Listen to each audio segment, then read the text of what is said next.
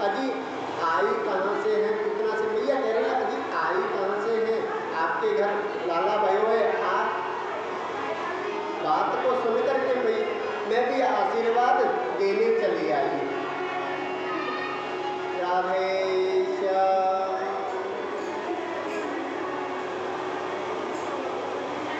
मैया बोली मेरे लाल थोड़े हैं, आप सबके आशीर्वाद से भरे हैं।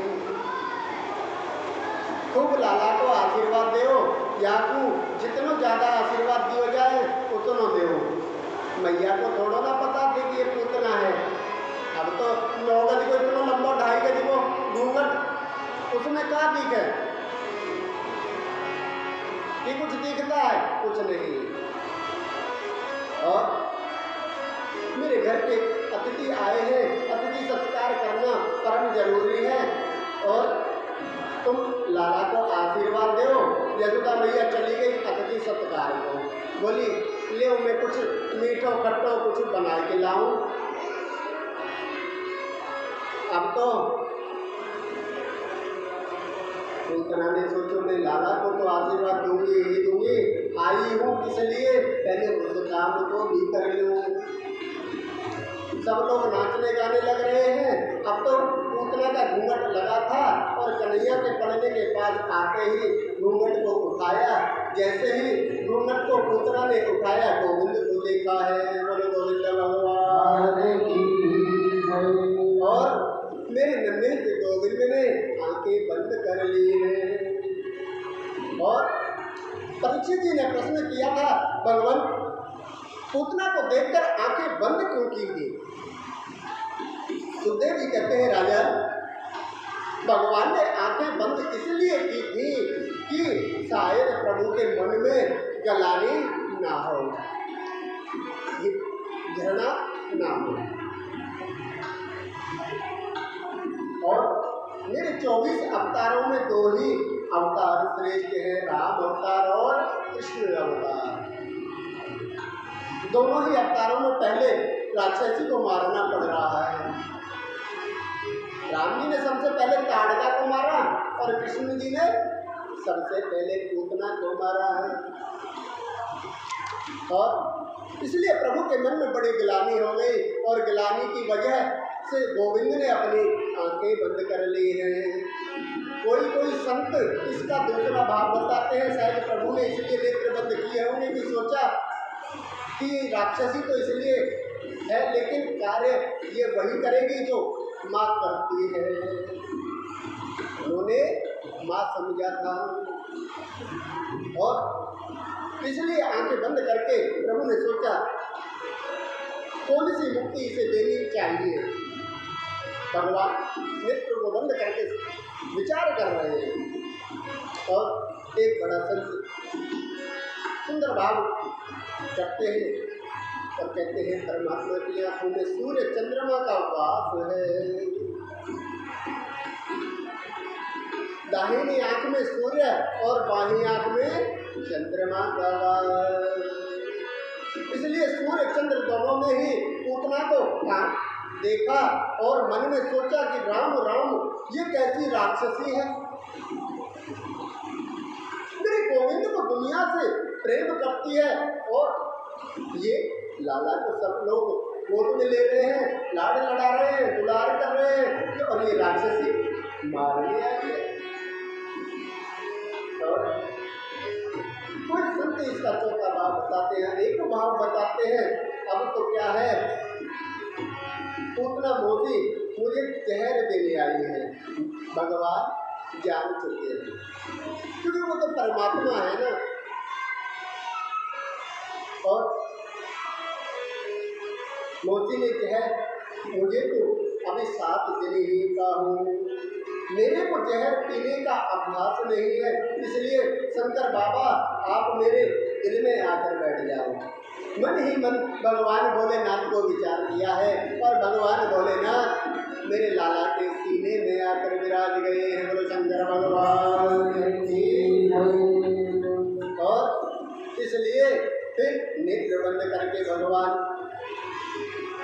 शिव जी का ध्यान करते हैं। और इसके बाद में कोई कहता है कि धर्म ने हजारों बच्चों को मार दिया, कोई कुछ कहता है। लेकिन पूतना ने देखा जब सब बाहर नाचने गाने लगे तो लाला को तुरंत गोद में ले लिया।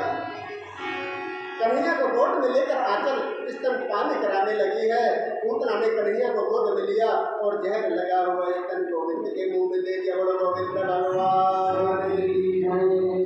मेरे कन्हैया ने क्या करना था, उन्होंने तो बड़े प्रेम से उसका दुग्ध पान किया है।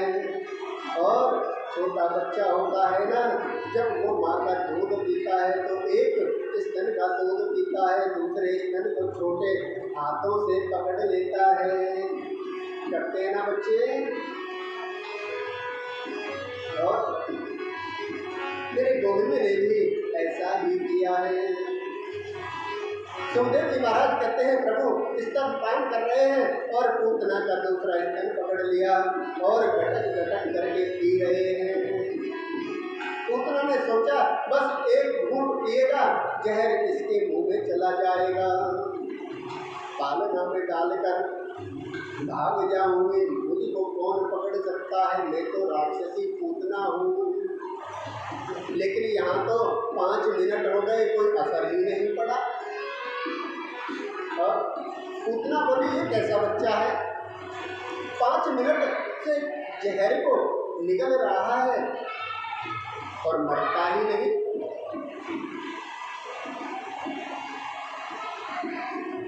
10 मिनट हुए, 15 मिनट हुए और 20 मिनट हुए। मेरे गोविंद ने पहले तो पूतना का स्तनपान किया, दूध पान किया और दूध पीते पीते गोविंद ने उसके प्राणों को आकर्षण कर लिया।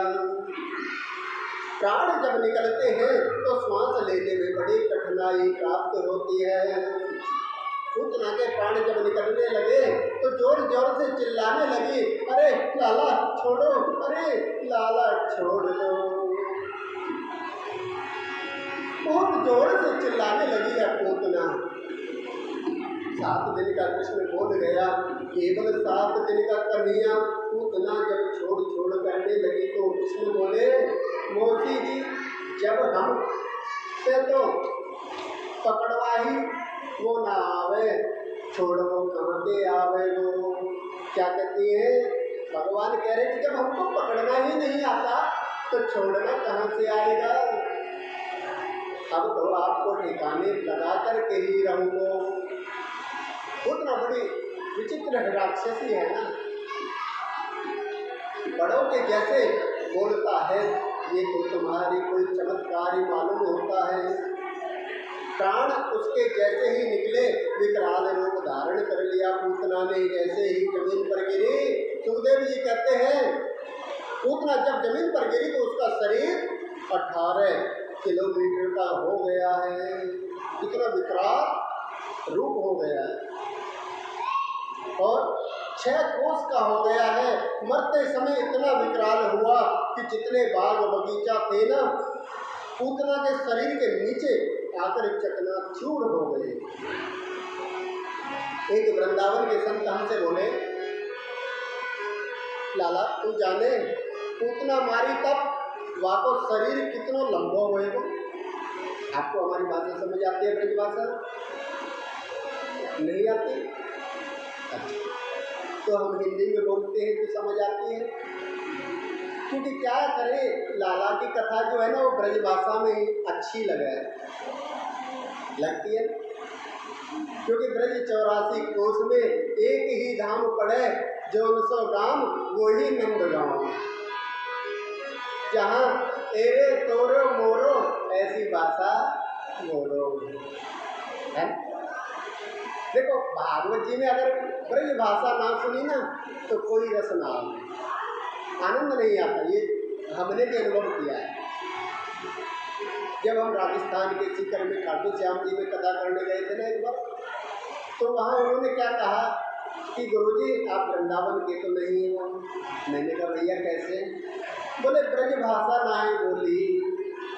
अच्छा, हमने कहा तो ले रे लाला, कल ब्रज का ही नंबर है।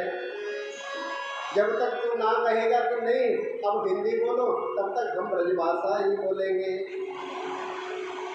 क्योंकि भगवान के ब्रज की लीलाओं का वर्णन ब्रज भाषा में ही है। और संत बोले वाके पाम गिरे पैगाम में जाके